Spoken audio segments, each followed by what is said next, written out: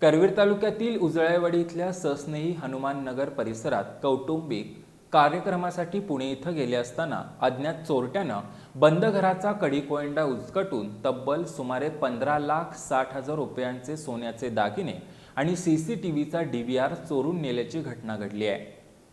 करवीर तालुक्यातील उजळाईवाडी इथं संजय वासुदेव जोशी राहतात। संजय वासुदेव जोशी हे आपल्या पत्नीसह पुणे इथे गेले असता चोरट्यानं संधी साधून घर फोडलं।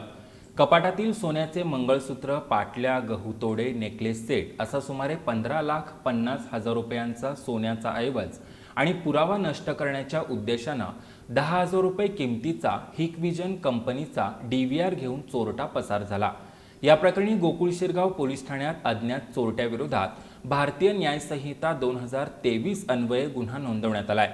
या घटनेची माहिती मिळताच करवीर विभागाचे उपविभागीय पोलीस अधिकारी आणि सहाय्यक पोलीस निरीक्षक रणजित पाटील यांनी घटनास्थळी भेट दिली असून पुढील तपास पोलीस उपनिरीक्षक मानसिंग राजपूत करत आहेत।